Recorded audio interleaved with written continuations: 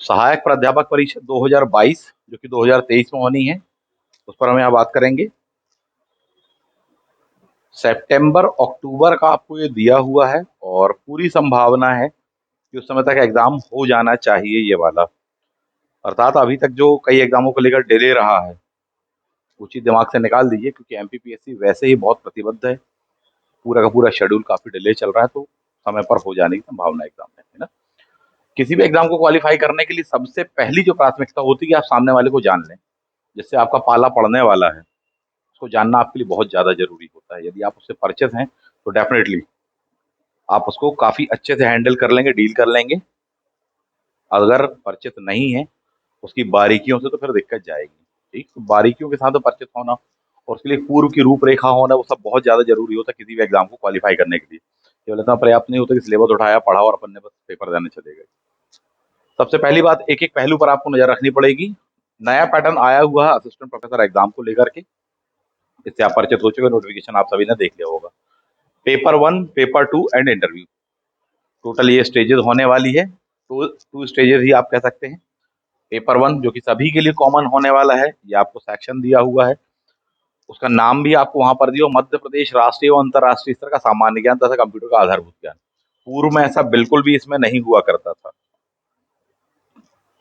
ठीक, पहला जो ओल्ड पैटर्न था, जो 2018 वाला पैटर्न था, वो अलग था। ये इसमें काफी नया और बिरले तरीके से जोड़ा गया है।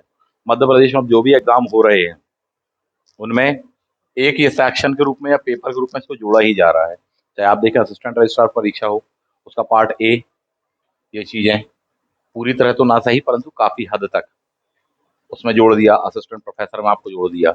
कई विद्यार्थी जो कि ऑप्शनल तैयार रखते थे और प्राय इससे भागते थे, उनके लिए एक बहुत बड़ी चुनौती हो गई। उनको लगता था कि हाँ, हम अपना सब्जेक्ट तैयार रखे हुए हैं, उतने के बिहाफ में हम बना लेंगे, कोई दिक्कत नहीं जाने वाली है। इस बात को यहाँ पर हमको समझने की जरूरत है कि अब आपको सारे सेक्शन तैयार करने पड़ेंगे। नंबर्स के बारे में बात करें तो 900 नंबर का टोटल आपका होने वाला है। इंटरव्यू जो होगा वो आपका 100 मार्क्स का होगा।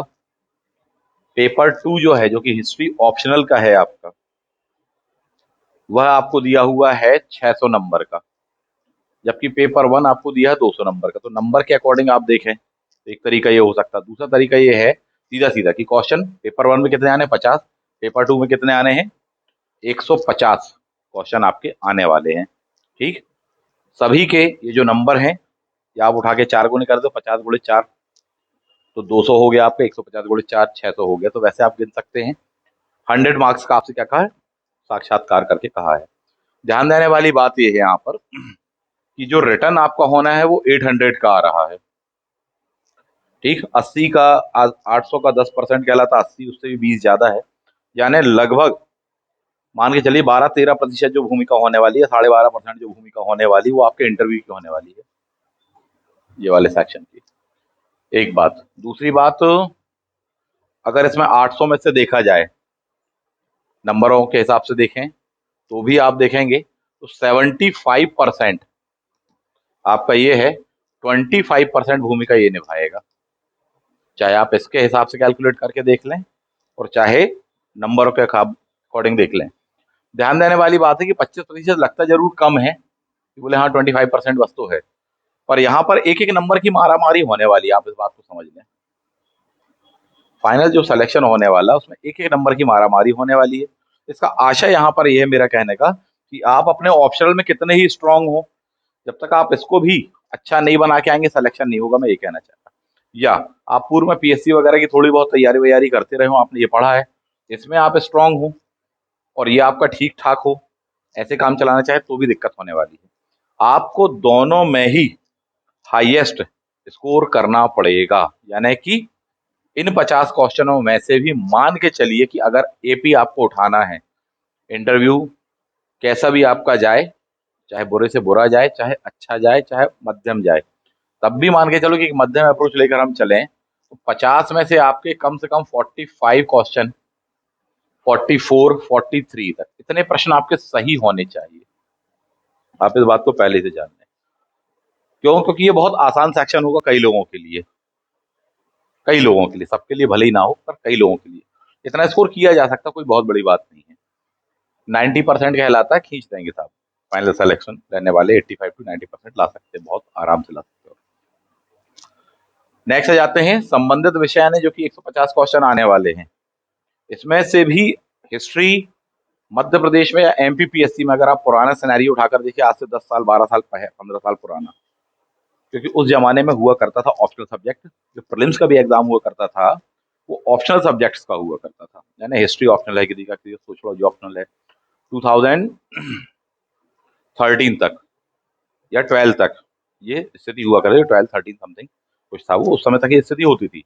जो प्रीलिम्स का पेपर होता था वो जीएस बेस्ड नहीं होता था, जीएस सेकंड पेपर हुआ करता था, पेपर वन जो हुआ करता था वो ऑप्शनल हुआ करता था। बताना मैं आपको ये चाहता, वो जो ऑप्शनल पेपर हुआ करता था उसमें सबसे जो हायर कट ऑफ जाता था उनमें से एक सब्जेक्ट कहलाता था हिस्ट्री। 120 क्वेश्चन आते थे, 120 क्वेश्चन में से कई कई बार 112, 13, 14 क्वेश्चन सही बनाने वाले बच्चे ही सेलेक्ट होते थे। पता चला जिसके 110 है, 111 बोले वो बाहर है, 112 बोले सर वो बाहर हो गया। कई बार ये स्थिति देखने को मिलती थी। वहीं दूसरे अगर आप ऑप्शनल की बात करें, बोले सर सोशियोलॉजी ऑप्शनल था या अन्य था, तो बोले साहब सबसे नीचे जाता था किसका, सोशियोलॉजी का। इसमें 112, 115 क्वेश्चन जा रहा है कट ऑफ आउट ऑफ 120, 120 में से। इसमें पता चला कि साहब जी कट ऑफ जा रहा है 70, 72, 75 किसमें, सोशियोलॉजी में। इतना बड़ा अंतर होता था। स्केलिंग पद्धति इत्यादि को लेकर काफी प्रश्न उठते थे, बहुत बवाल होता रहा, पर और न जाना कुछ खास, आपको पता ही है सच्चाई। बहुत बाद में जाकर के 2013 समथिंग में जाकर के इस पैटर्न को बदला गया और फिर एक ये नया पैटर्न आपका आने वाला है। ठीक है, मैं आपको सिर्फ इतनी सी बात बताना चाहता हूं कि हिस्ट्री जो ऑप्शनल था उसका कट ऑफ बहुत हायर जाता था। आप किसी भी साल का एग्जाम उठा करके देख लें एमपीपीएससी का, और एमपीपीएससी का फॉर्म आप सब भरते, उत्तर भारतीय हो चाहे मध्य प्रदेश वाले हो, सब भरते, आस पड़ोस के राज्य से लेके सब। और अच्छा खासा कंपटीशन होता है। तो पता चला जिस बच्चे को यूपीएससी देना वो भी एमपीपीएससी में के थ्रू भर रहा था, अभी इसमें भी भरेंगे। जो यूपी पीसीएस दे रहा, उत्तर प्रदेश पीसीएस, बिहार वाला दे रहा, कोई छत्तीसगढ़ वाला दे रहा, कोई राजस्थान वाला, सब भरेंगे। बताना मैं आपको ये चाहता हूँ कि कंपटीशन काफी अच्छे स्तर पर होने वाला है, उसमें किसी प्रकार की कोताही ना बरतें, चाहे आप किसी भी कैटेगरी के क्यों ना हो। कई लोगों को लगता नहीं सर हम जनरल वालों बस के साथ हो, ऐसा कुछ नहीं, वो सभी का ऊपर जाता था कट ऑफ। कहाँ 70-75 कट ऑफ बताए एक सब्जेक्ट का, दूसरे का आपसे 110 कह रहे हैं। ठीक है, रिजर्व कैटेगरी बोले सर 108, 107, 106 बाहर, इतना स्कोर कोई मजाक समझ रहे क्या। तो ये स्थिति हुआ करती थी। तो ये कुछ ऐसे सब्जेक्ट्स कहलाते हैं। क्यों कई बार ऐसा होता था, स्केलिंग पद्धति, नंबर ऑफ स्टूडेंट्स इत्यादि वगैरह बहुत सारे लॉजिक, परंतु कोई भी तार्किक संतोषजनक उत्तर आपको कभी नहीं मिल पाएगा। ठीक, पिछले बार भी 2018 में जो पीएससी के द्वारा हिस्ट्री सब्जेक्ट का पेपर हुआ, तो काफी अच्छा कट ऑफ गया था, लोग 2-2 नंबर से बाहर हुए था, 2-2, 4-4 नंबर से बाहर हुए। इस चीज को समझिए, पैटर्न लगातार बदल रहा है, सचेत हो जाओ। सबसे पहली बात, कोई डरा नहीं रहा हूं मैं आपको। देखिए, मीठे मीठे सपने दिखाने के बजाय बिल्कुल सीधी सीधी बात करना ज्यादा अच्छा होता है कि आप वास्तविकता के धरातल से परिचित रहें। नहीं तो ख्याली पुलाव में और सपनों में और आसमान में भी अपन उड़ रहे हैं, जब कठोर उस धरातल पर गिरेंगे जीवन के, तो जीवन की वास्तविकता समझ में आ जाती है। इसलिए पहले ही से जान लो, वो ज्यादा अच्छा रहता है। ठीक है, तो ये पैटर्न होने वाला है। दूसरी बात, एमपीपीएससी लगातार बदलाव कर रहा है, बहुत ट्रेंड में है, बहुत सारी चीजें। पहले माइनस मार्किंग नहीं होती थी, माइनस मार्किंग होने लगी साथ ही। सिलेबस के पैटर्न को लेकर आप देख रहे हैं कि लगातार जितने भी एग्जाम, तो मतलब बहुत अपग्रेड कर रहा है अपने आप को। आने वाले टाइम पर ऐसा कहा जा रहा है कि एमपीपीएससी को मिनी यूपीएससी कहा जाएगा, मिनी यूपीएससी कहा जाएगा। ऐसा बदलाव ला रहे हैं, ऐसी योजना है साहब। इस विषय को लेकर के खबर भी आई थी, अभी 10-15 दिन पुरानी बात है। आने वाले टाइम पर मिनी यूपीएससी की तरह पैटर्न हो जाने वाला है साहब, इस तरीके का। आने वाले समय में आप ये भी देख चुके हैं या देखने वाले हैं कि सिलेबस हो चाहे एग्जाम के पैटर्न हो, नोटिफिकेशन पहले आया, सिलेबस बाद में आया, कई नीति नियम बाद में आए हैं। पहले जैसा नहीं रहा कि बोले एक बार में सब बता दिया, नित्य नई चीजें आपके सामने आ रही हैं। थोड़ी सा तैयार हो जाओ इस चीज को लेकर, अच्छे स्तर पर होने वाला कॉम्पिटिशन। अंदेशा ये है, आने वाले टाइम पर हो सकता है 2 महीने के बाद में आपसे कह दिया जाए कि 1/3 माइनस मार्किंग भी ऐड कर दी गई है। नहीं की जा सकती, बिल्कुल की जा सकती है। आयोग उठा करके साहब ऐड कर देगा, बोला है ना अमेंडमेंट। बहुत अमेंडमेंट लाए गए, कोई संभावना बाकी नहीं बची। आयोग का विजन है यूपीएससी की तरह ले जाना है, बिल्कुल उस लेवल पर। आने वाले टाइम पर मध्य प्रदेश लोक सेवा आयोग को मिनी यूपीएससी की तरह जाना जाएगा। तो समझ जाइए साहब, जो जो वहां है वो सारे पैटर्न यहाँ पर मिलेंगे, चाहे पेपर की टफनेस को लेकर हो, चाहे उसके पैटर्न को लेकर। और ये आ चुका है बदलाव, मैं आपको बताऊं। मेरी नजरों से आप देखें 2018-19 के बाद से एमपीपीएससी के द्वारा जो पेपर सेट किए गए हैं वो बहुत ही टफेस्ट वे में सेट किए गए हैं। पहले कठिन प्रश्नों की संख्या 100 में से 5, 7, 10 हुआ करती थी। ये वो प्रश्न थे जो किसी को पल्ले नहीं पड़ते थे, बोल पता नहीं कहाँ से। अब उन प्रश्नों की संख्या बढ़ती चली जा रही है, प्लस प्रश्नों में कथन कारण ज्यादा हो रहे हैं, ठीक। प्लस उसके साथ साथ जंबल्स वाले सेंटेंस हो रहे हैं कि बताइए कौन कौन से इसमें से सही है, कौन सा किसका ऑर्डर क्या होगा, ये हो रहे हैं। प्लस इसमें हम ये भी देख रहे हैं कि क्वेश्चंस को घुमा फिरा के पूछा जा रहा है। बदलाव है, पहले भी कुछ सीधा सीधा आता था। बोले साहब जी नर्मदा नदी कहाँ से निकलती, मध्य प्रदेश की ऊंची चोटी कहाँ पर है। इतिहास वगैरह में आया तो साहब जी बोले राजा भोज कौन से वंश के थे, बहुत सीधा सीधा क्वेश्चन। अब बहुत घुमा फिरा के कि साहब भारत का ऐसा कौन सा विलेख है जिससे हमें एडवर्टीजमेंट का पहला, विश्व में एडवर्टीजमेंट का पहला एविडेंस मिलता है या साक्ष्य मिलता है, ऐसा कौन सा अभिलेख है। क्वेश्चन सीधा सीधा ना पूछ के क्या कर रहे हैं, घुमा कर पूछ रहे हैं सर।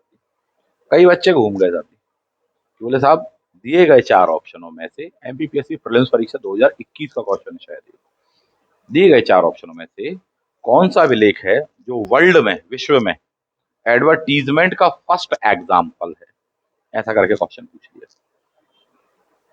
ठीक है, हिस्ट्री का ही बता रहा हूँ क्योंकि आप उस पर बात करें। इसके पहले आपसे पूछा कि साहब पश्चिमी मध्य प्रदेश या मालवा वाला क्षेत्र या उज्जैन वाला क्षेत्र मौर्य वंश के एम्पायर में मिलाया गया, ठीक है। इस बात की जानकारी या किसके काल में मिलाया गया, पहली बात तो क्वेश्चन क्या था, बोले किस राजा के काल में, चंद्रगुप्त के काल में, बिंदुसार के काल में, अशोक के काल में, इत्यादि वगैरह, ठीक।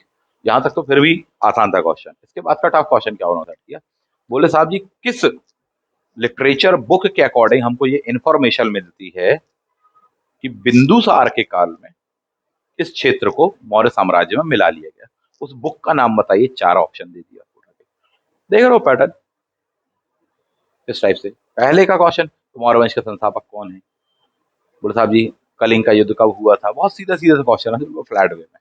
ये बदलाव होते रहे और ये हर आयोगों में रहा है, ऐसा नहीं कि एमपीपीएससी बस में है, यूपीएससी में भी रहा। आप आज यूपीएससी का 2022 का पेपर उठाकर देख लीजिए, 2020 का देख लीजिए, 2015 का देख लीजिए, ठीक। 2011 के बाद के आप पेपर देखें और उसके पहले के देखें, 10 साल पुराने, 10-10 साल के साइकिल में आप देखें, तो 2011 से 2022 का पैटर्न आपको बहुत टफ लगेगा।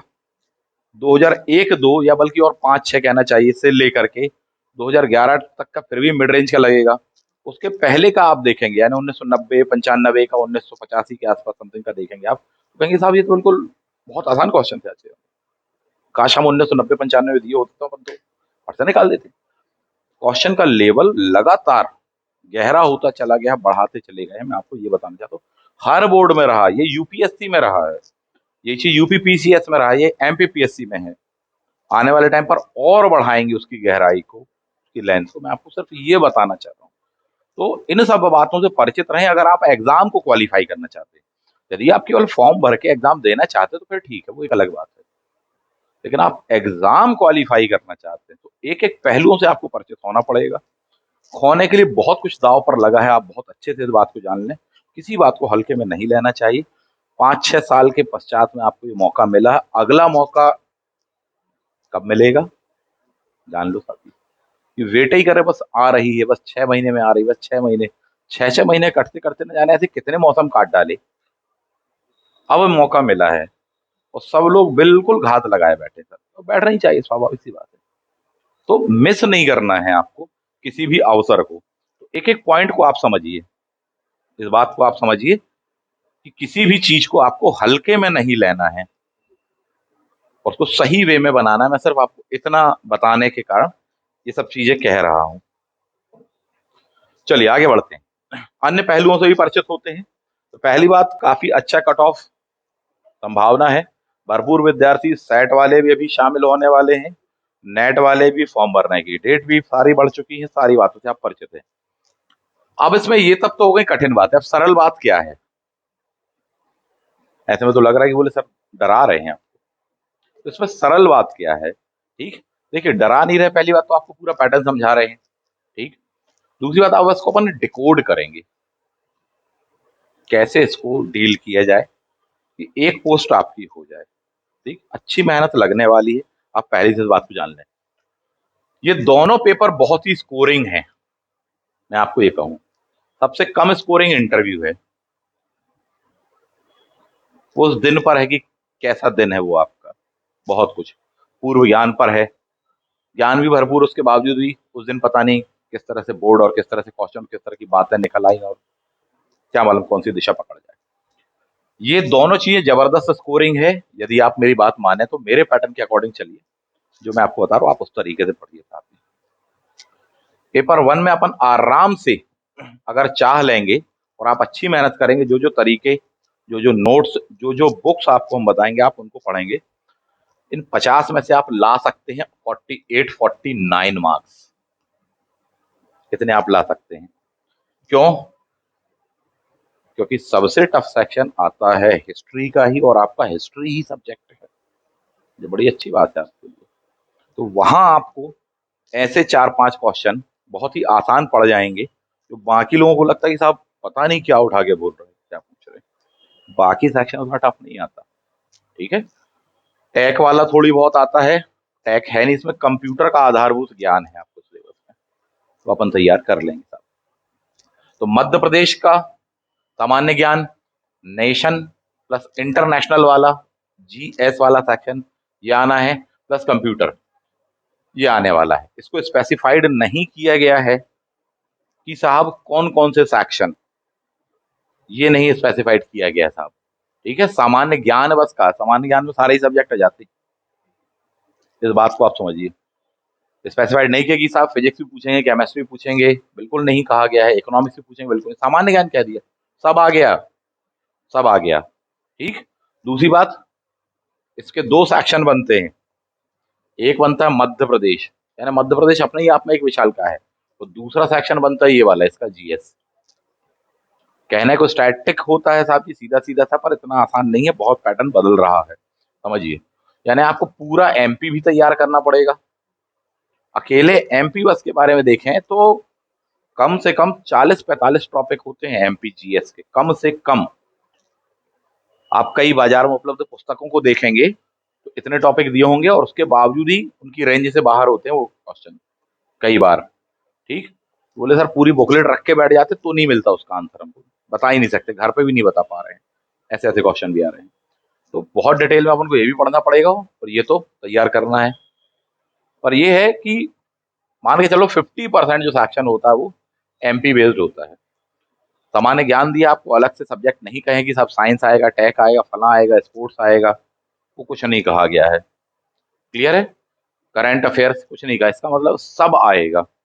यानी एमपीपीएससी के लेवल पर जितना कुछ आप तैयार करते हैं वो सब आपको तैयार करना पड़ेगा। बस थोड़ी सा इस बात को ध्यान रखते हुए कि ये एमपीपीएससी प्रीलिम्स राज्य सेवा परीक्षा का प्रारंभिक परीक्षा नहीं है, बल्कि असिस्टेंट प्रोफेसर की है, तो थोड़ी सा उसके अकॉर्डिंग अपन को सिनेरियो चेंज करके पढ़ना पड़ेगा। क्लियर बात है? मोटे तौर पर हम देखें तो कंप्यूटर और एमपी इंडिया वर्ल्ड जीएस वाला सेक्शन है, 50 क्वेश्चन। इन 50 क्वेश्चन में से मान के चलिए 25 से 30 प्रश्न अकेले एमपी से होने वाले हैं, पहले से ही आप इस बात को समझ लें। ठीक, बाकी जो बचे क्वेश्चन होंगे अदर सेक्शन से हो सकते हैं। सेकेंड पेपर की बात करें, संबंधित विषय, आपका जो संबंधित विषय है वह इतिहास है। क्या क्या दिया हुआ है उन पर बात कर लेते हैं।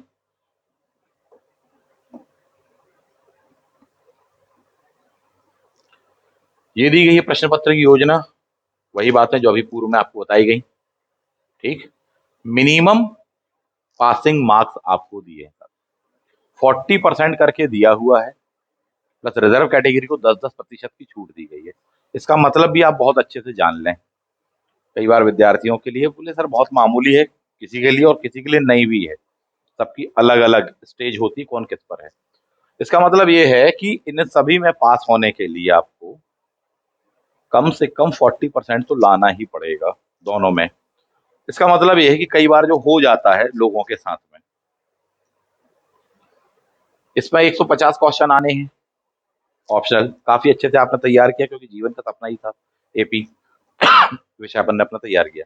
150 में से आपके 149 सही है, मैं कह रहा हूँ 149 सही है आपके। लेकिन जीएस पर ध्यान नहीं दिए।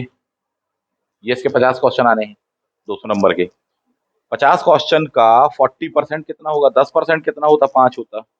40% कितना होगा? 5 चौको 20, यानी कि 20 प्रश्न आपके इसमें भी सही होने चाहिए। अगर किसी के 149 सही है इसमें और इस मामले में वो 50 में से उसके मात्र 19 ही सही हैं, तो बंदा बाहर हो जाएगा। ध्यान रखना, इसका मतलब ये होता बिल्कुल साफ शब्दों में। क्लियर बात है ये। 40% वहां लाना ही है। बोले रिजर्व कैटेगरी, बोले 10% की छूट है, यानी कि अगर रिजर्व कैटेगरी हो तो कम से कम 15 प्रश्न तो सही होने ही चाहिए 50 में से।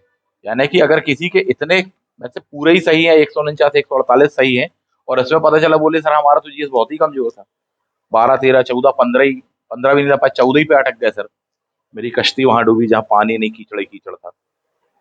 अगर ऐसा हुआ तो बाहर हो जाएगा वो बंदा, भले ही उसके ओवरऑल नंबर सबसे ज्यादा जा रहे हों जितनों ने एग्जाम दिया हो, परंतु उसको बाहर कर दिया। तो ये भी एक पैटर्न है। तो कई बार कुछ विषयों की उपेक्षा करने वाले जो विद्यार्थी होते हैं उनके लिए मैं कहता हूँ थोड़ी सा ध्यान दो, क्योंकि शिक्षा क्षेत्र में जाना है जिन विद्यार्थियों को, तो अपने सब्जेक्ट को लेकर तो बहुत अवेयर होते हैं, बट जीएस वाले सेक्शन को लेकर नहीं होते। कई तो ये मना रहे थे, बोले ये वाला शामिल ही ना किया जाए। जब शामिल हो गया, सिलेबस में आ गया, तब भी ये मना रहे हैं कि बोले किसी तरीके से भगवान करे हट जाए तो अपना काम बन जाए वाली बात है। पर वो सब कुछ नहीं होना है। ठीक। तो 40% और 30% वाली बात आपको समझ में आ गई। Reserve category 30, general category 40, other state के जितने भी हैं वो सब जनरल कैटेगरी में आते हैं। इस बात को ध्यान रखना। मध्य प्रदेश में, यानी कोई छत्तीसगढ़ में है बंदा, वो कह रहा नहीं सर हम तो एससी कैटेगरी से एसटी कैटेगरी से आते हैं, एमपी का फॉर्म भरना तो बंदा जनरल में आएगा। यूपी का बंदा बोले सर हम तो ओबीसी में आते हैं, आप ओबीसी में यूपी और सेंटर की वैकेंसीज में आएंगे, मध्य प्रदेश राज्य की वैकेंसी में आप जनरल से ही फाइट करने वाले हैं। इसका मतलब यह है बताने का कि अदर स्टेट की जो भी फॉर्म आएंगे किसी भी कैटेगरी को, जनरल से उसको इंक्लूड किया जाता है। इसका मतलब है कि कट ऑफ किसका? जनरल का इस मामले में होता है। साहब समझिए इस चीज को। आगे बढ़ जाएंगे, नेक्स्ट जाते हैं। इंटरव्यू वाली बात दी हुई, चयन प्रक्रिया हुई, मेरिट पद्धति इत्यादि। प्रश्न में अगर कुछ विलोपित किए जाते हैं साहब जी, ठीक है, उनके बारे में दिया हुआ है। ऐसे प्रश्न जिसका दिए गए विकल्प में से एक से अधिक सही उत्तर है तो सभी उत्तरों को मान्य किया जाएगा। ये सब चीजें पूर्व में रही है पीएससी में, और उसी चीज को उन्होंने रिटर्न पर आपको दे दिया साहब जी। प्रावधिक उत्तर कुंजी आपकी आएगी, उसके बाद में आप अपील कर सकते हैं, है ना, और फिर उसके बाद फाइनल आने वाली और उसके हिसाब से मेरिट तैयार होगी। मैं इसमें आपको ये कहना चाहूंगा, इन सब बातों में जो भी क्वेश्चन डिलीट किए जाएं और जो भी क्वेश्चन के दो दो उत्तर माने जाएं, इसमें कई विद्यार्थियों के साथ में बहुत सारी उठापटक हो जाती है, एक क्वेश्चन से अंदर बाहर वाली स्थिति होती है। मेरा सजेशन ये है कि मान लो कि अगर आपको लगता है, आपके अनुभवी जन लोगों ने आपको बताया है कि सर टोटल जो कट ऑफ है, मान के चलो कि 150 में से आपके क्वेश्चन जा रहे हैं मान लीजिए 140 ऑप्शनल में, और वहां पर 50 में से आप मान के चलो 40। ठीक। तो सिलेक्शन में जो भूमिका वाले कौन से? ये वाले हैं, यानी 180 प्रश्न इंटू 4 करते रहना। ठीक है, इतना जाना है तो मैं आपको सजेस्ट करूंगा कि पहले ही से दिमाग में आप माइंड मैप बना लो, या 5-7 क्वेश्चन बढ़त लेकर ही तैयार रखो, ताकि 2-4 क्वेश्चन विलोपित किए जाएं, हटाए जाएं, डिलीट किए जाएं, कुछ भी किए जाएं, तब भी आप अपने एक सेफ जोन में रहो। मेरा सजेशन है। ठीक। क्योंकि हम जितना सोचते हैं कई बार उससे चीजें आगे हो जाती हैं। तो इसलिए अगर आपको 10 फीट वहां पर एग्जामिनेशन हॉल में कूदना है तो आप पहले ही से जंप की प्रैक्टिस कर लो 12 फीट की। मेरा सजेशन ये होता है। आपको कहीं पर जरूरत पड़नी है 50 रुपए की तो आप साहब जी 55 रुपए 60 रुपए लेके चलो। मेरा सजेशन सिर्फ इतना है। गाड़ी में आपके पेट्रोल लगना है 1 लीटर, तो आप थोड़ी सा ज्यादा साथ में लेकर चलो, ऐसा ना हो कि बिल्कुल ही डुबकी लग जाए वाली बात है। मेरा सजेशन ये होता, बाकी तो खैर ठीक है, पेपर के ऊपर और अन्य चीजों पर डिपेंड करने वाला है। बट ये है कि पहले से अपन ने माइंड मैप बना के रखा कि नहीं हम इतना कम लाएंगे और अपने और उससे भी कम आ रहे हैं, तो फिर तो वाली स्थिति है कि बाहर ही वाली है पहले ही से। साथ 5-7 क्वेश्चन विलोपित या डिलीट हो जाना कोई बड़ी बात नहीं। एक एक क्वेश्चन आपके कैरियर को डिसाइड करेगा। पहले से ही इन बातों से बहुत तल्लीनता से, बड़े अच्छे से आप परिचित हो जाएं, है ना। नेक्स्ट आ जाते हैं। तो ये सब नियम है, पढ़ लीजिएगा। उसका मीनिंग बस मैंने शॉर्ट को बता दिया आपको। ये दिया है आपको सिलेबस साहब, जिसको अपन ने सामान्य ज्ञान कहा था ना, ये दिया है सिलेबस आपको। तो अगर आप गौर से देखें तो ये पेपर 1 ये है, जिसमें कि 5 यूनिट दिए हैं साहब, और पेपर 2 ये है। क्लियर? वो इंग्लिश में दिया था, उसके बाद में पेपर 2। अब आप इसको देख लीजिए। आप में से जिन विद्यार्थियों का इतिहास ऑप्शनल है, वो फायदे में रहोगे, क्योंकि ये जो यूनिट नंबर 1 है ना, मध्य प्रदेश का इतिहास संस्कृति, महत्वपूर्ण घटनाएं इतिहास की, स्वतंत्रता आंदोलन, मध्य प्रदेश योगदान, कला संस्कृति, जनजातियां, बोलियां, लोक संगीत, त्योहार, कलाएं, साहित्यकार, पर्यटन स्थल, प्रमुख व्यक्ति, ये आपको यूनिट नंबर 9 या 10 में दिया है, हिस्ट्री में 10 में दिया है। तो आप यहां पर डबल वर्क से बच जाओगे। एमपी की ज्योग्राफी दी है, एमपी की आपको पॉलिटी एंड इकोनॉमी दी है, ठीक है।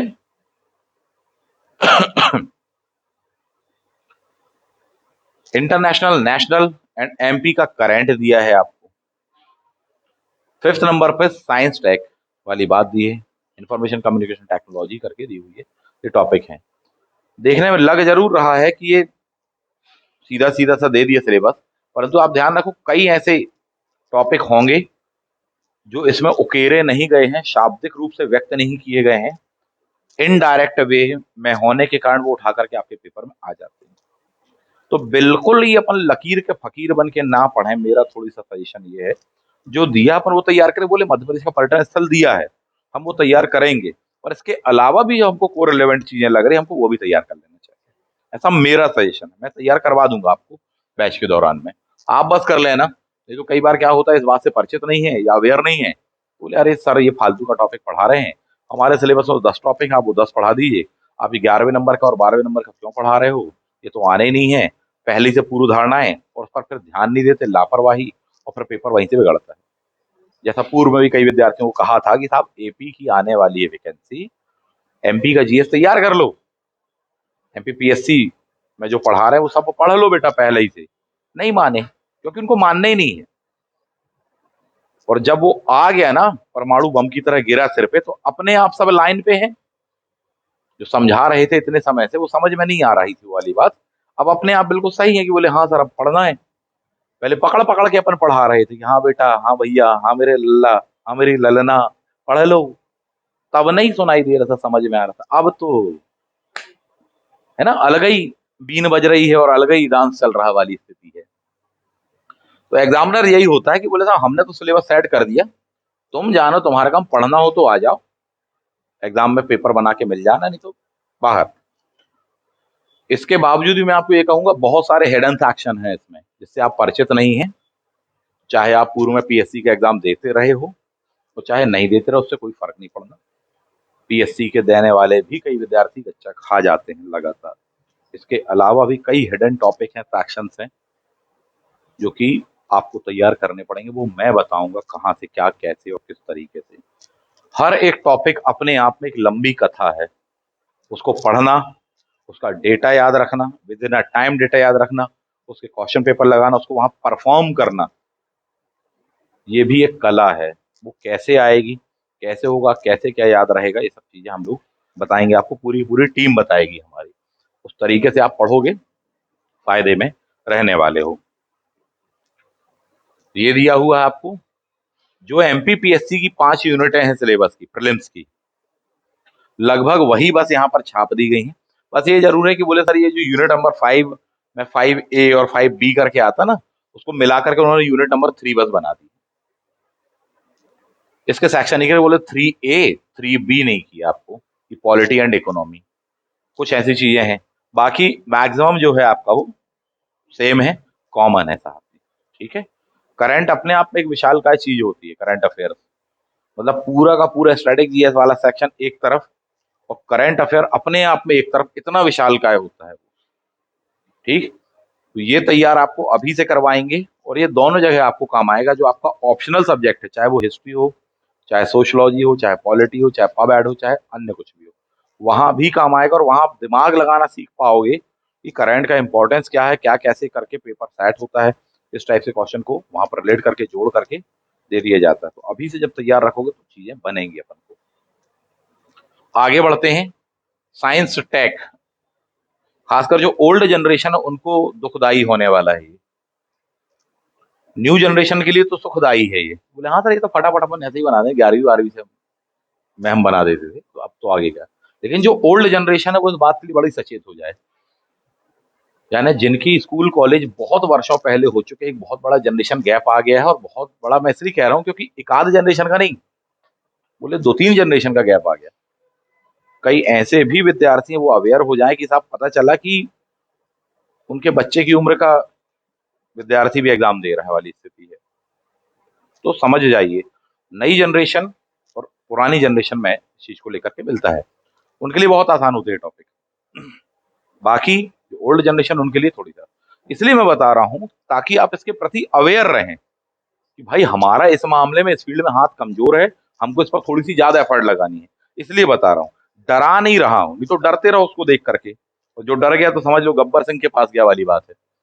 आगे बढ़ जाते हैं, इनको तैयार करना पड़ेगा शॉर्ट एंड स्वीट वे में, आपको अभी से तैयार करवा रहे हैं ही, पढ़िए उस तरह से, इनके क्वेश्चनों पर बात करेंगे। अब आगे बढ़ते हैं, हम आ जाते हैं सीधे सीधे अपने हिस्ट्री ऑप्शनल पर आ जाते हैं। ये दिया है आपको इतिहास,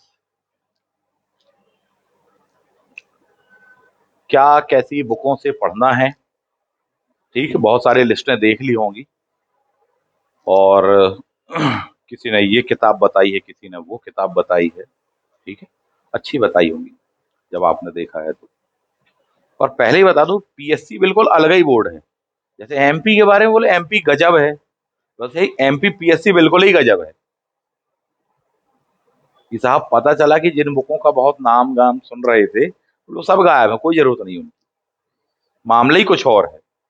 ऐसा भी हमको देखने को मिलता है कई बार, सारे सेक्शनों को लेकर नहीं, कुछ सेक्शनों को लेकर के साहब, ये होता है। तो एक बहुत ही टेक्निकल वे में इसको तैयार करना पड़ता है।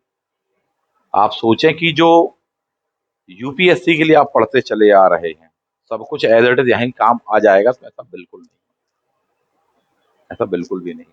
जो आप अदर स्टेट के लिए पढ़ते चले आ रहे हैं वो आपको यहाँ पर एज इट इज काम आ जाएगा, तो ऐसा नहीं है, आप बहुत अलग चीज है, ठीक है। बात करेंगे उन पर भी एक एक चीज पर। पहले तो आप सिलेबस देख लें।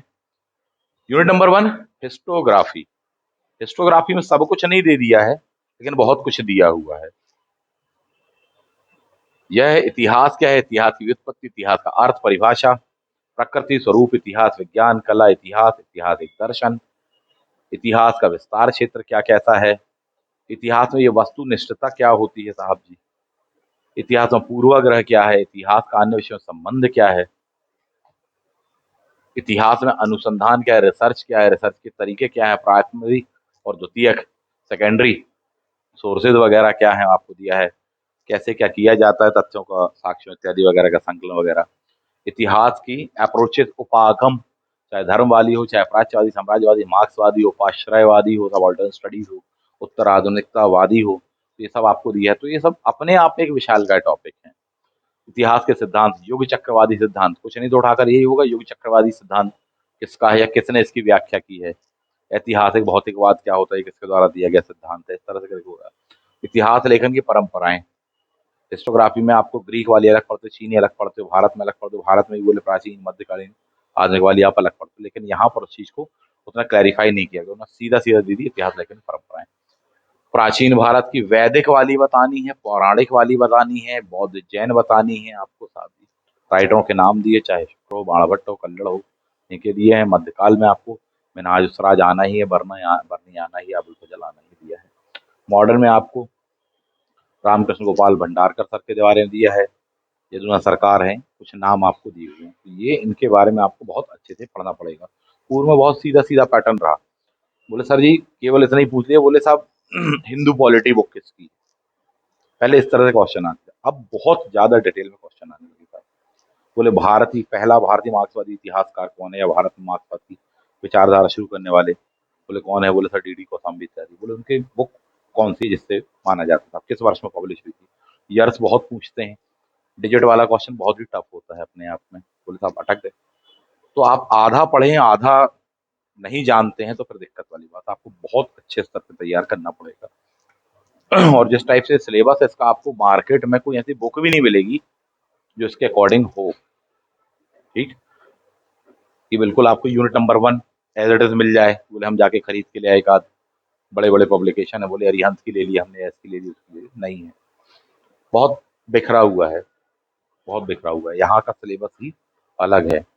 इस पर काम करेंगे हम, और शायद बनाकर आपको पूरा का पूरा नोट्स दे दें कम से कम स्पेस में आपको, और हो सकता ना भी दें, तो देखेंगे कुछ दिनों बाद डिसाइड हो पाएगा वो।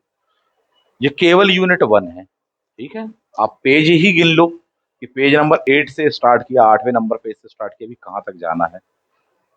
22 नंबर पेज तक आपका भी जाएगा, ठीक है। तो इसका मतलब है कि लगभग 12 पेज, 13 पेज, 14 पेज जो भी आप मान लें, यहाँ तक जाने वाला आपको सिलेबस। 22 नंबर का पेज है, आधा इंग्लिश आधा हिंदी, यानी कि 12 में से 6 से 7 पेज केवल हिंदी वाले हैं आपके। क्लियर है। यूनिट नंबर 1 देखिए आपने, सीधे आ जाओ यूनिट नंबर 10 पर, मध्य प्रदेश का इतिहास एवं स्वाधीनता आंदोलन। ये आपको एमपीजीएस वाली जो यूनिट थी ना, वहां पर काफी हद तक काम आ जाएगा ये। हालांकि उसमें उतना डिटेल नहीं जितना डिटेलिंग यहाँ पर है, तो जब आप इतनी गहराई तैयार करोगे तो कवर हो ही जाएगा, है ना। जिसको बोलते हैं ना हाथी के पाँव में सबका पाँव वाली बात है, तैयार हो जाएगा, क्योंकि वो सब पढ़ने में आएगा ही आएगा आपका। तो ये दिया है आपको मध्य प्रदेश का इतिहास एवं स्वाधीनता आंदोलन। ये आपका ध्यान देने वाली बात है, ये ऑप्शनल में दिया है। जो एमपीपीएससी प्रीलिम्स परीक्षा में जीएस में आता है इतिहास, वो उसके कई क्वेश्चन बहुत टफ हो जाते हैं विद्यार्थियों के लिए, इवन इतिहास वालों के लिए। तो ये तो आपको ऑप्शनल में दिया है, और इतने सारे सेक्शंस हैं, काफी अच्छी अप्रोच हमको रखनी पड़ेगी।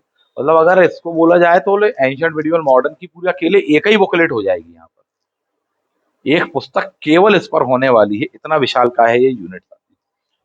प्रागैतिहासिक से स्टार्ट किया है, पूरा का पूरा मॉडर्न तक लाया गया था।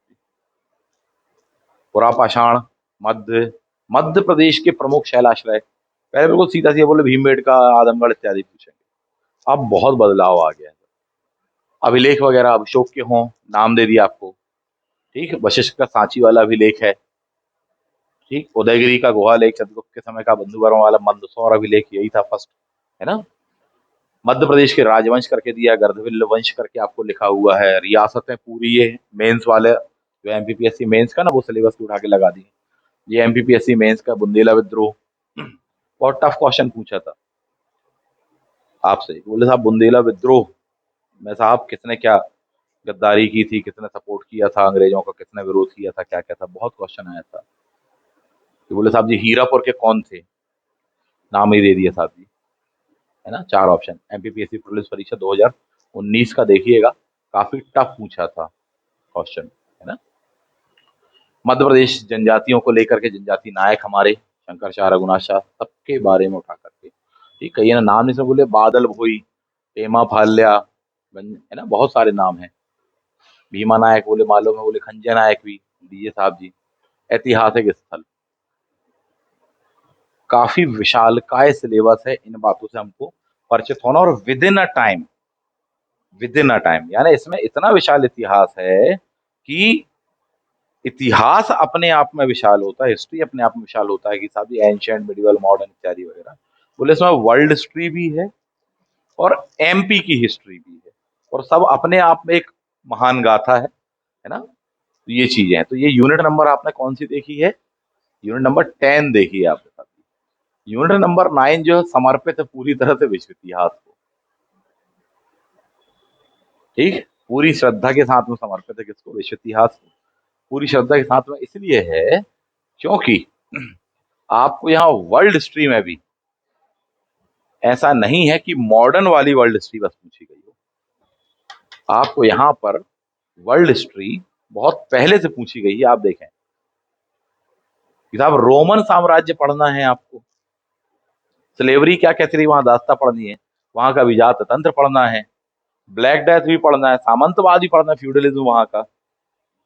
नहीं तो बच्चे प्राय पुनर्जागरण से स्टार्ट करते, बोले रेनेसा, तो वहां से स्टार्ट कर रहे हैं, बोले डिवाइन कॉमेडी से पढ़ना चालू कर दिया था। ऐसा नहीं है, बहुत पहले का अलग से टॉपिक दिए हैं आपको, वाणिज्यवाद, उपनिवेशवाद, ये सब करके दिए हुए हैं। ठीक, प्लस रिवॉल्यूशन तो है ही है। चीनी क्रांति 1911 की, 1917 की रूसी क्रांति, 1949 की चीनी क्रांति, ये बड़े दुखदाई होते हैं अपने आप में। बोले सर चीनी क्रांति को लेकर, ऐसे ही फ्रेंच रिवॉल्यूशन जो है तीनों चारों को लेकर के उठा के पूछ देगा साहब जी वो। फ्रेंच रिवॉल्यूशन अपने आप में इतनी सारी होती है, बोले नहीं सर वो 1830 वाली, 1848 वाली, बोले नहीं 1789 वाली, टफ हो जाएगा। चीनी क्रांति 1911 वाली, 1949 वाली, टफ हो जाएगा। यूपीएससी का है ये, यानी जिनका हिस्ट्री ऑप्शनल मेंस में होता था यूपीएससी में, ये वहां से उठा करके आपको लगा दिया। तो काफी क्रिटिकल है सिचुएशन, थोड़ी सी देख लो पहले ही से, है ना, फिर अपन उस प्रकार की तैयारी करके घुसे उस जगह पर, इतिहास की गुफा में। नेपोलियन पूरा अपने आप में, फ्रेंच रिवॉल्यूशन मतलब एक ही किताब उसकी हो गई। पूर्व की समस्या, जर्मनी, नाजीवाद, इटली, राष्ट्रवाद, ठीक है, फर्स्ट वर्ल्ड वॉर, तानाशाही शक्ति उदय, कारण परिणाम, यूएन की स्थापना तक दे दिया था। मतलब यूएन के भी क्वेश्चन आ जाएंगे सर, क्या क्यों कैसे। और अभी तो बहुत चर्चा में यूएन, रूस यूक्रेन वॉर, लगातार प्रश्न पूछ रहे हैं यूएन के संगठन, उसके कितने क्या भाग हैं, भारत अभी किसी का अध्यक्ष रहा, कितने क्या बार रहा है, अस्थायी सुरक्षा परिषद, भारत अभी है ना चर्चा में रहा था, पूछ लेगा। तो 9th नंबर की जो यूनिट है वो पूर्णतः समर्पित किसको है? विश्व के इतिहास को। ये अपने आप में एक महाकाव्य है। ठीक, अब सोचिए कि इसको पढ़ने में आपको कितना क्या टाइम देना है। नहीं तो अभी से लेकर के सितंबर अक्टूबर तक बोले वर्ल्ड हिस्ट्री चल रहा है, इतना विशाल का, और पूरे वर्ड जो होते हैं, ठीक, टफ होते हैं वहां पर। बोले रीजन, पहली बात तो हिंदी मीडियम के हैं, इंग्लिश के वर्ड्स हैं, और उसमें भी इंग्लिश के ऐसे वाले, बोले साहब कौन सा एंड्रयू था, कौन सा विलियम था, कौन सा क्या था, ढूंढते ही रहो बेटा। जर्मन है, इंग्लिश के वर्ड्स हैं, फ्रेंच वर्ड्स हैं, है ना, उठा के दे दिया कुछ भी क्वेश्चन। बोले द मोनार्किया क्या था, दिए गए 4 ऑप्शन बताइए। द मोनार्किया, उठा के पूछ दिया क्वेश्चन, द मोनार्किया, आप में से कोई बताना चाहे तो बता दे। ये क्वेश्चन एमपीपीएससी ने पूछा है, एमपीपीएससी मेंस, स्पेशल मेंस 2019 का, जो अभी अप्रैल 2023 में हुआ है, उसमें था ये क्वेश्चन, द मोनार्किया। मामला क्लियर है? इतने में तो साहब एक नंबर, यानी एक क्वेश्चन या तो इधर या उधर वाली स्थिति बनेगी। तो तैयार रखना पड़ेगा आपको, आप नंबर यूं ही नहीं गंवा सकते। जब आप सिलेबस को देखेंगे तो लगेगा सर 150 में से 120 ही बन जाए ना तो बहुत है, बहुत है अपने आप में। बट ये है कि नंबर खींचने पड़ेंगे साहब आप। यूनिट नंबर 8 पर आ जाते हैं, या सीधे आप यूनिट नंबर 2 पर आओ, आप ऊपर से देखना चालू करो। तो 1 देख लिया आपने यूनिट, यूनिट नंबर आपने 10 देख ली, किसको समर्पित है? एमपी को। Unit number 1 historiography. Unit number 9, बोले सर वर्ल्ड हिस्ट्री। 9 यानी नो, बोले क्या नहीं पढ़ना है, बोले सर वर्ल्ड हिस्ट्री नहीं पढ़ना है। परेशान हो जाते हैं बच्चे, पढ़ना तो पड़ेगा। ठीक, यूनिट नंबर 2 पर आ जाइए, प्राचीन भारतीय इतिहास। प्राचीन भारतीय इतिहास, यहां पर शुरुआत में जो आपको दिया वो संकल्पना एवं विचार। और आपको बता दूं कि ये बहुत बड़ी कहानी है, खासकर पुरानी जनरेशन वाले जो हैं, जो पूर्व में पढ़ते रहे हैं, उनको एक लाइन में कहूंगा मैं कि 2014 में आई नई गवर्नमेंट के पश्चात में बहुत सारे पैटर्नों में बदलाव आ गया है, इवन सिलेबस में भी। मोदी जी की गवर्नमेंट के काल में बहुत जबरदस्त चीजों को पूछा जा रहा है, जो पहले आपसे पूछी जाती थी वो गायब है, और जो आपने सुनी भी नहीं है वो उठा उठा के पूछी जा रही है। आप बिल्कुल एक लाइन में जान लो। यही सेंटर में भी देखने को मिलता है, चाहे यूपीएससी इत्यादि वगैरह का हो, और चाहे स्टेट्स की बात करो आप, तो वही आपको देखने को मिलता है। पुराने पैटर्न से नए पैटर्न में बहुत अंतर है साहब, बहुत अंतर है संकल्पनाओं एवं विचारों को लेकर के। कि आप समझ रहे हैं कि नहीं, पहले संकल्पना और विचारों में ये चीजें पूछी जाती है, बोले वो सब गायब है, कुछ नहीं आएगा, वो उसके स्थान पर नई ही चीज आ रही है। पहले से परिचित हो जाएगी उस बात से। क्या क्या दिया आपको? भारतवर्ष, वेद, ऋत, है ना, कुछ नहीं तो उठा के बोले भारतवर्ष या भारत नाम सबसे पहले किस साहित्य में देखने के लिए मिलता है? सबसे पहली पहली बार कहाँ उल्लेख मिलता है? अटक गए। वेद, ऋत, सभा, समिति और इनकी व्याख्याएं जो हैं, बोले साहब ऋत की अवधारणा क्या है? पुराना क्वेश्चन अलग वे में आता था, अब नए तरीके से पूछ रहे, बोले ऋत की अवधारणा, बोले ऋत का क्या मतलब है, किस चीज से उसको जोड़ा गया है साहब जी? आज के संदर्भ में क्या है ये ऋत जो आपको लिखा हुआ है?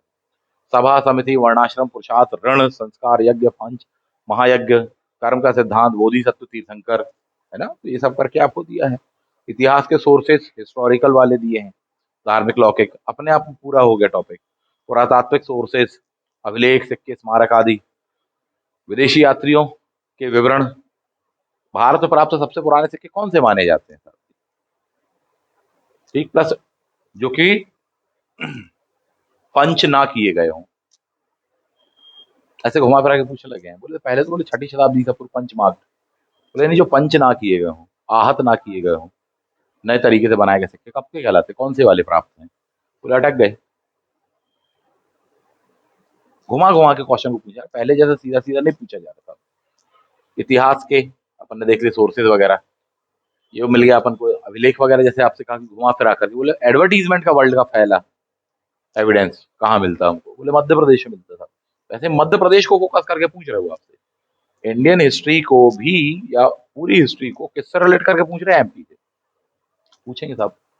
आगे बढ़ते हैं।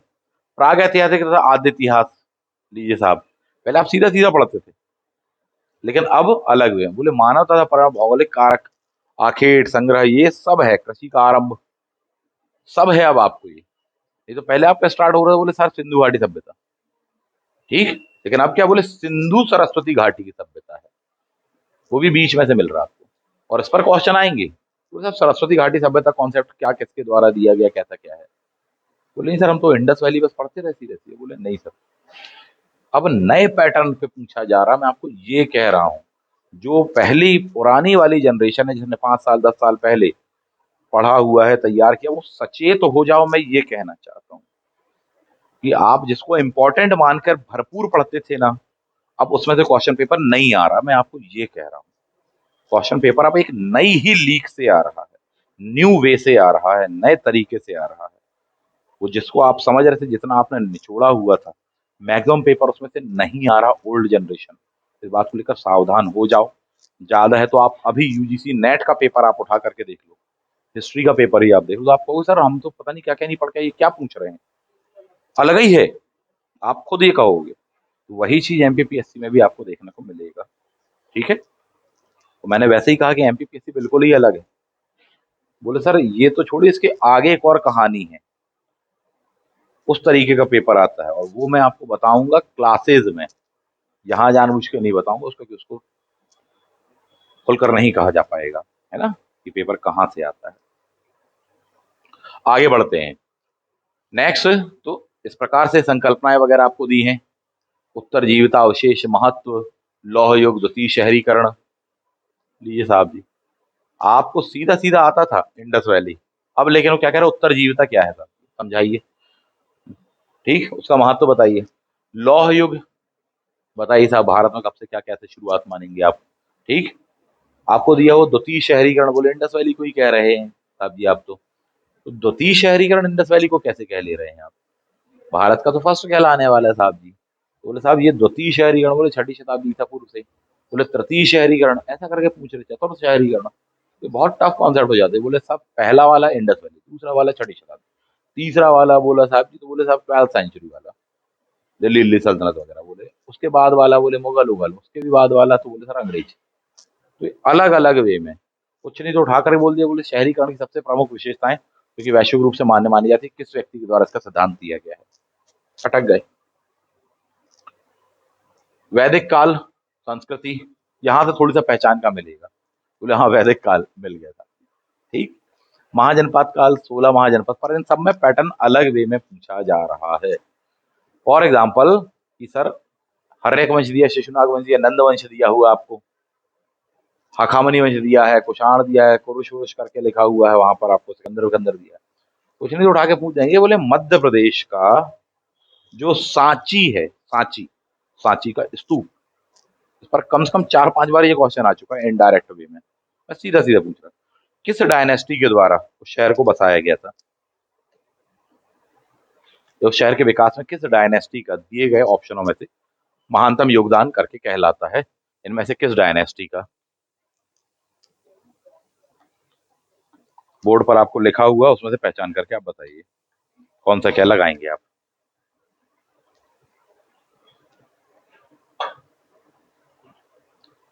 हर्यक वंश, शिशुनाग वंश, नंद वंश या हखामनी वंश, ऐसे करके दे दिए जाएंगे।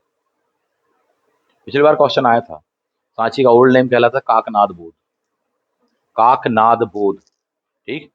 नंदवंश के सॉरी शिशुनाग वंश जो कहलाता है, नागवंश, उनके टाइम पर उसको बसाया गया था। बौद्ध स्थल वहां से वो बहुत ही फेमस रूप में जाना जाने लग गया है, तीर्थ स्थान के रूप में। क्लियर है?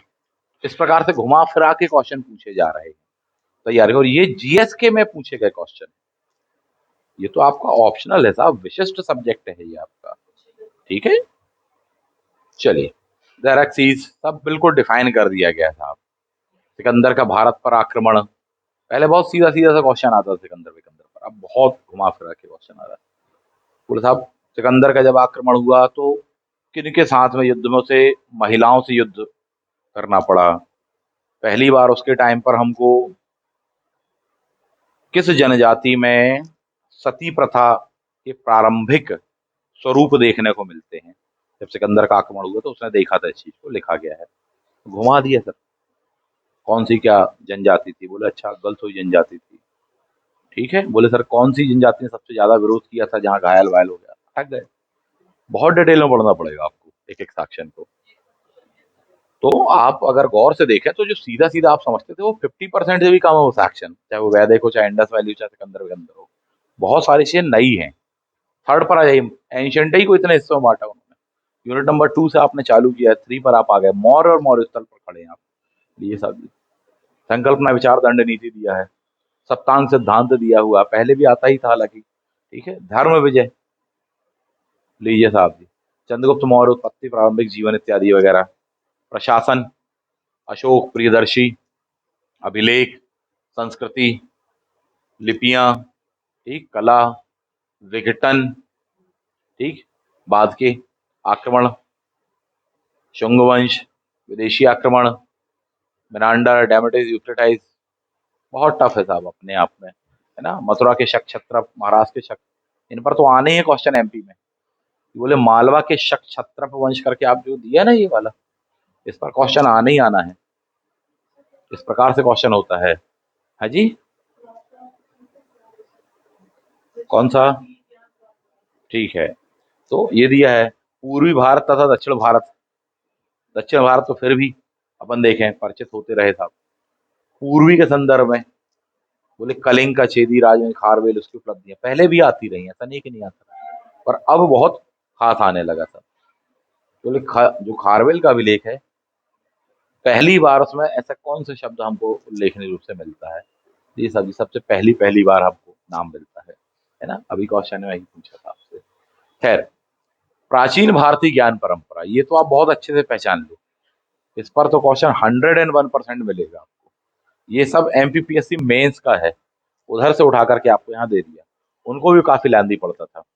खगोल विज्ञान, भौतिक विज्ञान, रसायन को लेकर शिल्प शास्त्र, धातु विज्ञान, चिकित्सा, प्रौद्योगिकी, गणित विज्ञान, ज्योतिष शास्त्र।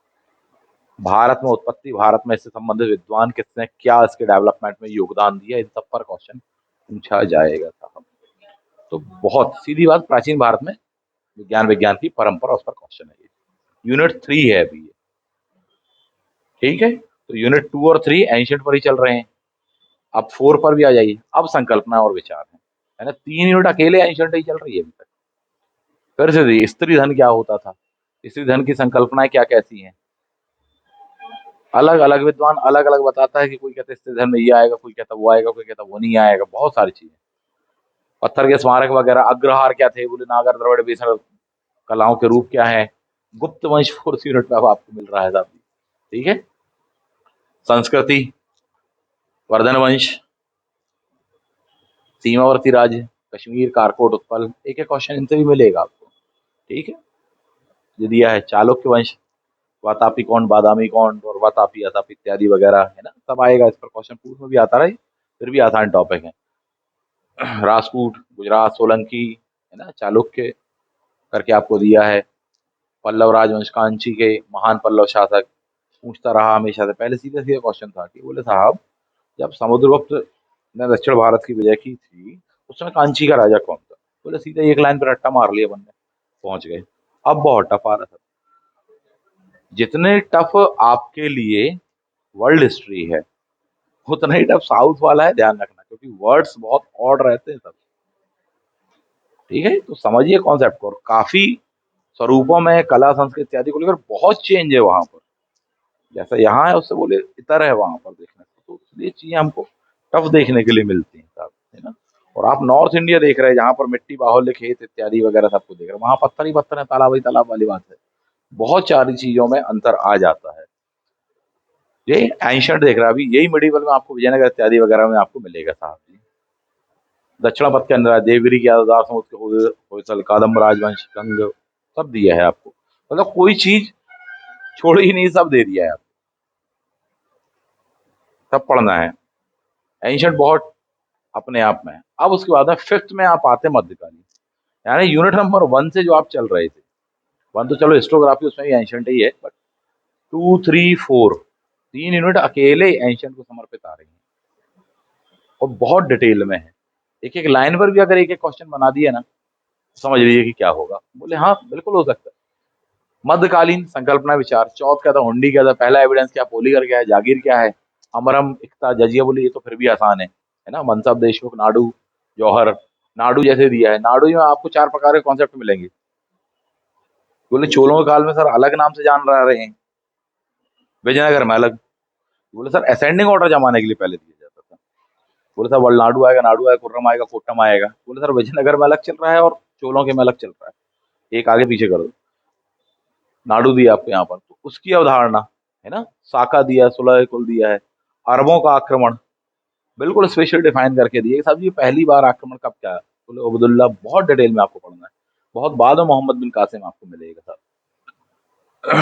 गुर्जर प्रतिहार में बादामी के चालुक्य इत्यादि वगैरह, ठीक है। गोहिल वंशी नरेश बप्पा रावल द्वारा अरबों की पराजय, स्पेशली मेंशन है टॉपिक, पूछेगा। चालुक्य नरेश के द्वारा स्पेशली आपको दिया, इसका मतलब मान के चलिए आप, आना है इस पर, कंटेंट नहीं मिलेगा इन पर आसानी से। तुर्कों एवं पठानों के आक्रमण साबित, गजनवी, गौरी इत्यादि वगैरह, ठीक। भारत के सल्तनत कालीन शासक तथा भारतीय प्रतिरोध, तो ये जो चीज है ना, ये आपको क्वेश्चन पूछता है। पहले केवल तुर्कों का आक्रमण था, लेकिन अब क्या है, तुर्कों एवं पठान, आक्रमण एंड प्रतिरोध। संकल्पनाओं में पूछे जाने को लेकर, सिलेबस को डिफाइन करने को लेकर चेंज आ गया है, और पूछा जा रहा है वो आजकल। और बच्चे नहीं तो पुराना वही समझते कि नहीं नहीं ये आता है, इसको बस पढ़ लो, महत्वपूर्ण ये है। वो ही नहीं आ रहा, बस बाकी सब आ रहा है। बताएंगे हम आपको कि कहाँ कहाँ से क्या क्या चीजें हमको ध्यान रखनी है नए पैटर्न के अकॉर्डिंग। सल्तनतकालीन शासक वगैरह, सल्तनतकालीन शासक करके दिया है, फिर उसके बाद में मुगल वगैरह करके आपको दे दिया है। इस प्रकार से आपको मिलेगा। इसी तरह आप देखेंगे तो मराठा साम्राज्य दिया है। ध्यान देने वाली बात है कि मुगल वगैरह को लेकर अभी वैसे ही बहुत चर्चा रही है, बदलाव लाया गया है मुगल शासन इत्यादि वगैरह को लेकर के, है ना।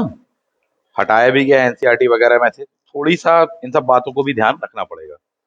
मराठा में एक एक सेक्शन आपको दिया है।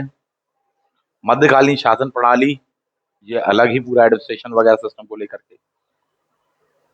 यूनिट नंबर आ जाइए आप 6, सामाजिक आर्थिक धार्मिक सांस्कृतिक जीवन। कब सेक्शन होता है, एक एक चीज को पूछा है, चाहे कृषि उत्पादन हो, समाज हो, दशा हो, महिलाओं की स्थिति हो, पूरा सिंचाई, टकसाल, सब पूछा है आपसे। मिडिवल में है सेम, विजयनगर का भी आपको ऐड कर दिया गया है, भक्ति आंदोलन भी ऐड किया गया है। नित नए उसमें कॉन्सेप्ट पूछे जा रहे हैं साहब जी, ऐसे ऐसे वर्ड्स आ रहे हैं जो आपने सुने भी नहीं होंगे। सिख धर्म, सारी परंपराएं उनके बारे में। मुगलों की धार्मिक नीति, ठीक, क्वेश्चन में मेंशन, आपको सिलेबस में मेंशन मिलेगा, तैयार रखना पड़ेगा अपन को। संस्कृति को लेकर के, चित्रकला के प्रमुख स्कूल, संगीत, उत्तर और दक्षिण भारतीय वास्तु स्थापित कला, विस्तार इत्यादि वगैरह सब कुछ दिया है आपको। ठीक है, तो ये 6 नंबर की यूनिट। 7 ये है आधुनिक भारत का इतिहास करके दिया है। ये भी अपने आप में हिस्टोग्राफी के साथ में ऐड कर करके आपको दे दिया गया है। 7th एंड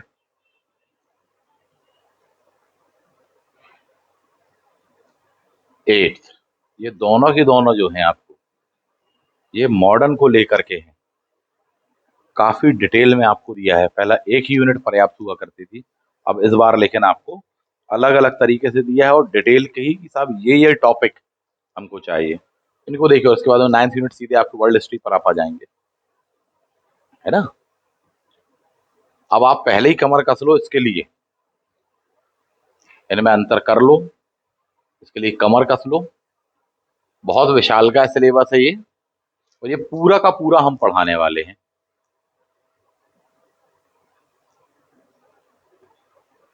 समस्या वाली बात यह है कि सिलेबस बहुत ही विशाल है। अच्छी बात यहाँ पर ये है, ये पूरा का पूरा जो सेक्शन है वो मैं पढ़ाने वाला हूँ आपको। हिस्ट्री ऑप्शनल मैं ही लूंगा, और बहुत हद तक आपके लिए फिर आसान हो जाने वाला है। वरना इतने टाइम पर, यानी अभी से लेकर के सितंबर तक जो आपके पास माह है, चाहे अप्रैल, मई, जून, जुलाई, अगस्त, है ना, अप्रैल तो गया, 4-5 माह है, उतने में इतना पढ़ बस लेना, गुजर जाना रिवीजन के तौर पर भी बहुत बड़ी बात है। केवल रिवीजन ही में 2-3 महीने लग जाते कई बार तो बच्चों को, इतिहास इतना विशाल होता है। तो उसमें तो कई नए सेक्शन समाहित किए गए हैं, उन सबको तैयार करना पड़ेगा आपको। तो एक पूरा का पूरा अपन ने उसमें वहाँ पैटर्न देखा कि साहब है क्या क्या, किस किस प्रकार से तैयार कर रहे हैं अपन, और आपको उसकी रूपरेखा बताई कि साहब इसको विधिवत हम उठा करके आपको पढ़ाना चालू करेंगे। पूरे के पूरे टॉपिक पढ़ाए जाएंगे। क्लासेस रिकॉर्डेड भी मिलेंगी आपको, कभी को क्लासेस आपकी मिस हो जाती है तो आप बाद में चाहे तो रिकॉर्डिंग देख सकते हैं, बट मेरा सजेशन ये है कि लाइव रहिएगा आप। कुछ पूछना हो तो उस दिन का उसी दिन पूछ के फ्री हो जाना, आप भी फ्री हो जाना, मुझे भी कर देना। ये नहीं कि साहब 4 दिन बाद अपन पूछ रहे हैं कि सर उस दिन जो आपने पढ़ा था उस बारे में बताइए, थोड़ी सा फिर डिस्टर्ब होती है उस दिन की क्लास, है ना, चीज हो जाती है। मैनेजमेंट लेकर चलना पड़ेगा आपको भी और मुझे भी इन सब बातों का। अब आपका समय कीमती है, एक एक दिन आपका कीमती है, पढ़ना भी है क्लास में और घर पर सेल्फ स्टडी भी करना है, क्वेश्चन पेपर भी लगाना है, सेट भी अभी देना है। सेट आराम से निकलेगा आप लोगों का, जो भी आप में से दे रहा है, क्योंकि उसका लेवल उतना ज़्यादा नहीं होता, कंपैरेटिवली काफ़ी आसान होता है, फिर भी वो है। और उसके बाद में एपी के फॉर्म भरने की डेट है ही है, तो एक अच्छा अवसर है। अब ये है कि अब आपको लगातार बने रहना पड़ेगा एग्जाम और सिलेबस के अकॉर्डिंग, तब जा करके एपी वाला जो सपना है हम उसको साकार कर पाएंगे। क्लियर है। तो एक ओवरव्यू था ये, किस प्रकार से तैयार करना है, किन किन चीज़ों को पढ़ना है, किस प्रकार से पढ़ना है इसको, इस पर बात करेंगे। रही बात बुक्स वगैरह की, सिलेबस अभी आपने देखा है, अब इसके बाद में आप देख लीजिए बुक्स कौन कौन सी आपको उचित लगती है, क्योंकि कई ऐसी होंगी पुरानी जो आपके हाथ की छूटेंगी नहीं आसानी से, जो आपने पहले से पढ़ के रखी है। जबकि ये जो पैटर्न आया इसमें कई चीज़ों को हमें नया ऐड करना पड़ेगा, तो मिला करके चलना पड़ेगा। ठीक है, बाद के क्लासेस वगैरह में मैं ये चीज़ आपको बताऊंगा कि साहब क्या क्या आप हाथ पर रख लीजिए। कुछ बुक्स जो आपको मैंने पहले बताई हैं वो तो रख ही लो, उसको पढ़ना चालू कर दो साहब, बिना देर करे। तो क्लास में जो टॉपिक बता रहे हैं, जिस तरह से कॉन्सेप्ट बता रहे हैं, फैक्ट बता रहे हैं, रटवा रहे हैं, वो करना है आपको, और हर दिन का हर दिन ही निपटाना है, क्योंकि ये अपने आप मिसाल का पेंडिंग नहीं रख सकते आप। ये तो आप आज का काम 2 दिन के बाद के लिए पेंडिंग रखोगे तो फिर 2 दिन बाद वाला कब करोगे? इस मैनेजमेंट को आपको मेंटेन करना ही पड़ेगा। क्लियर है? आप में से किसी का कोई प्रश्न हो, कोई चीज समझ में ना आई हो, किसी बात को लेकर कोई डाउट हो, कुछ पूछना हो तो आप पूछ सकते हैं।